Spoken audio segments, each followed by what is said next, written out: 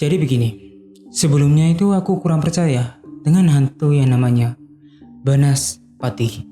Aku beranggapan kalau makhluk yang satu ini hanya sebatas kelakuan orang iseng yang ingin membuat sebuah cerita tahayul secara berlebihan. Awalnya begitu. Namun suatu ketika aku nemuin salah satu fakta nih. Fakta atau sejarah yang dimana membuat aku merinding, ngeri, emosi, sedih, semua emosi gue dicampur aduk sampai aku ikut pusing kadang-kadang. Nama gue Rafli, selamat datang di Ngasih Horor.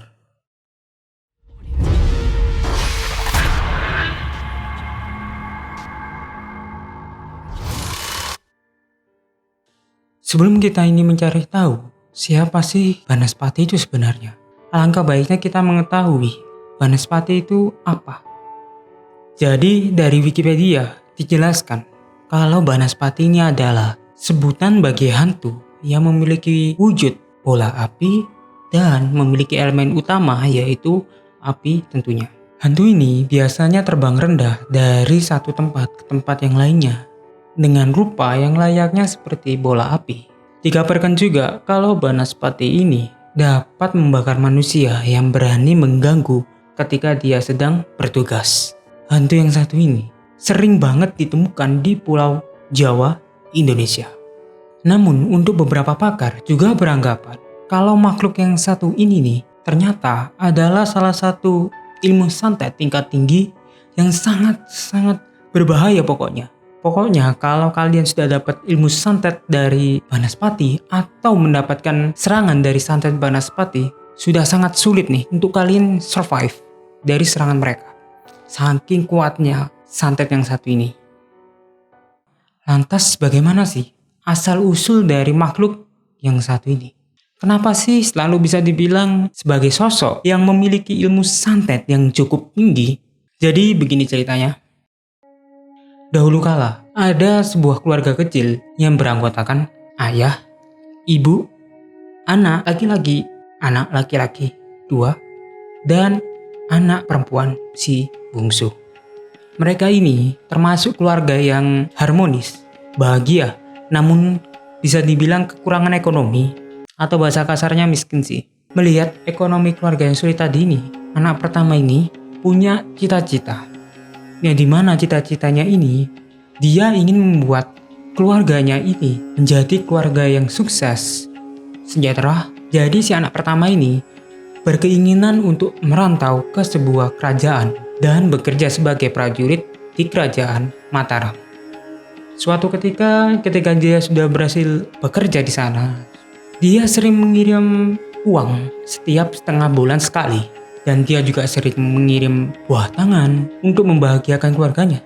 Hingga lambat laun suatu saat keluarga ini pun kan sering dikirimi duit, sering dikirimi banyak hal gitulah. Tak terasa keluarganya ini sudah menjadi kaya raya, sangat mapan di tempatnya tersebut. Dia menjadi salah satu crazy rich di zaman itu, saking kayanya. Namun di balik kesuksesan mereka ini, ada satu tetangga yang iri, yang bikin orang kesel lah. Orang ini, tetangganya ini, dia itu iri dong sama si keluarganya ini. Dulunya itu kan mereka miskin. Kenapa tiba-tiba menjadi sangat kaya? Dia irinya di situ. Dari sifat itulah dia berubah menjadi sosok yang sangat kejam dan jahat. Suatu ketika, si tetangganya ini punya niat buruk untuk melenyapkan keluarganya ini tadi. Dia ingin mengambil si keluarganya, namun tidak pakai tangannya sendiri. Jadi dia ingin lewat perantara. Dia berpikir untuk meng-hire orang, tapi kalau meng-hire orang akan meninggalkan sebuah jejak yang dimana kalau jejaknya ini sampai ketahuan, dia akan habis diamuk warga ataupun dieksekusi oleh pemerintah sekitar karena sudah memulai pembunuhan. Jadi dia memikirkan cara lain untuk mencari cara alternatif yang digunakan untuk melenyapkan keluarga ini, yaitu dengan cara santet. Dia itu pergi ke dukun, yang dimana dukun ini termasuk dukun paling kuat di tempat tersebut. Saking kuatnya dukun ini, gak ada dukun di tempat tersebut yang berani macam-macam di dukun ini. Jadi si tetangganya ini datang ke dukun ini dan meminta salah satu ilmu santet yang kala itu masih dibilang terbaik atau terkuat pada zaman itu sebelum adanya santet Banaspati. Jadi si pemuda ini bilang kepada si dukun. Wahai dukun, aku request santet kepada satu keluarga yang dimana keluarga ini bikin aku jengkel, emosi. Pokoknya aku marah sama dia.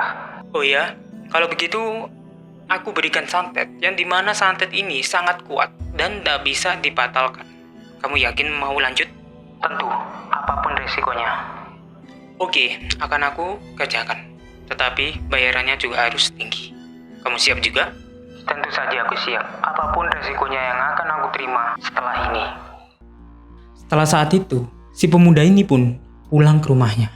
Dan tak selang berapa lama, beberapa anggota keluarganya tadi ini yang sukses tiba-tiba tewas secara mengerikan. Mulai dari adiknya yang paling perempuan yang paling belakang ini, dia tewas duluan. Terus kemudian adik yang cowok ini yang kedua, terus kemudian ibunya. Nah, tinggal si bapak dong. Si bapak ini memberitahu kepada anaknya kalau saudara-saudarinya dan juga ibunya itu ternyata sudah tewas secara misterius. Pemuda ini yang masih kerja ini, dia meminta cuti untuk pulang bertemu keluarganya. Jadi dia izin dan dikabulkan. Ketika dia sudah sampai rumah, si bapak ternyata juga sudah tewas secara misterius. Semakin terpukul dong dia. Keluarganya ini pun habis, lenyap, nggak ada sisa sedikit pun, nggak ada, habis. Dia merasa gagal, cita-citanya yang dia sudah bangun akhirnya harus kandas karena keluarganya telah tewas. Dia sudah membangun rumah, dia sudah membuat peternakan, dia sudah membuat sawah, tapi keluarganya pun hilang. Dia pun menjadi sosok yang emosi dan pendendam. Nah, singkat cerita, karena emosi dan dendamnya ini nih, dia akhirnya itu pergi ke dukun yang dimana dia ingin mengetahui siapa sih yang ngebunuh keluargaku ini. Mereka ini tewasnya secara nggak wajar loh, misterius loh. Kalaupun ada orang, itu siapa yang berani seperti ini? Dia pun tanya ke dukun, dan dukunnya pun ini mengatakan kalau keluarganya ini disantet. Mendengar pernyataan dukun ini, shock dong si cowok ini. Loh, kok bisa? Aku perasaan gak punya musuh deh. Lalu siapa sih yang berani ganggu keluargaku? Dia adalah tetanggamu.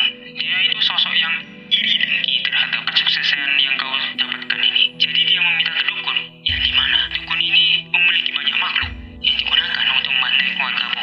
Mendengar pernyataan tersebut, cowok ini meminta si dukun ini untuk segera membalaskan serangan tersebut.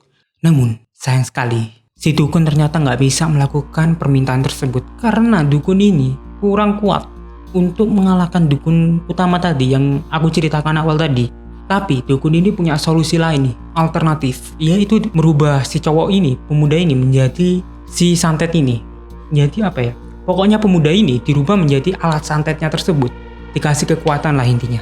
Singkat cerita, cowok ini pun mau dong apapun untuk membalaskan dendam, saking sayangnya, saking dendamnya. Ya udah, akhirnya si pemuda ini mau, ya udah dikasih kekuatan itu. Tapi ada pantangannya. Ketika kamu sudah berhasil mengalahkan si cowok ini yang tadi iri sama kamu, si tetangganya ini, maka harus ada tebusan, yaitu menyetubuhi 6 wanita dan ditambah 1 wanita yang dimana wanita yang terakhir ini harus dia bunuh. Singkat cerita, si cowok ini berhasil melakukan balas dendamnya ini. Tapi karena harus membayar kesepakatannya tadi, dia pun terpaksa harus menyetubuhi 6 wanita. Dan yang dimana yang di terakhir ini, yang persyaratan paling beratnya ini, yang dimana dia sudah berhasil menyetubuhi si wanita terakhir ini, dia itu harus membunuhkan. Nah, ketika membunuh ini, dia ketahuan si bapaknya cewek ini. Marah dong si bapaknya ini. Anaknya kok digituin, apalagi mau dibunuh. Karena saking takutnya, karena saking paniknya juga, terpaksa si cowok ini harus ngebunuh dua-duanya ini.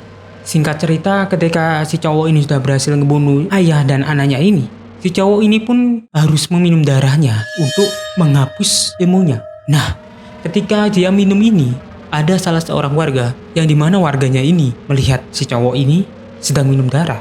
Kaget dong.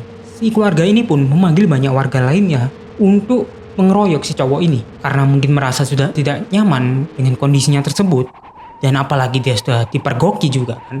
Akhirnya si cowok ini pun harus melarikan diri dari tempat tersebut ke dalam hutan.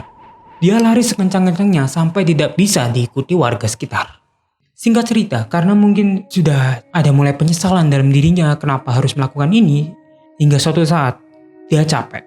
Dia pun akhirnya duduk di salah satu batu besar. Dia duduk, merenung, melihat sekitar gitu. Suatu ketika, ada sosok kakek-kakek yang dimana kakek-kakek ini punya ilmu yang dimana dia dapat memberikan penglihatan gaib tentang apa yang habis dilakukan si tetangganya tadi ini. Jadi si kakek ini tahu apa yang terjadi tuh. Dan si kakek ini menawarkan balas dendam tingkat lanjut yang dimana ini membuat dirinya benar-benar puas, lebih puas dari sekarang ini. Singkat cerita si cowok ini pun mau dong. Dia juga ingin tahu sebenarnya apa sih yang dilakukannya secara nyata itu.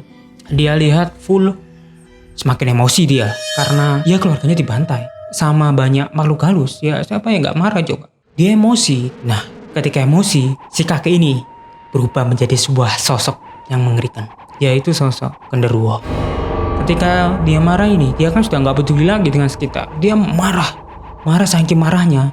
Dia gak sadar dia itu membangkitkan ilmu yang tadi dia lepas tadi itu. Matanya pun berubah menjadi merah. Terus badannya pun mulai berapi-api.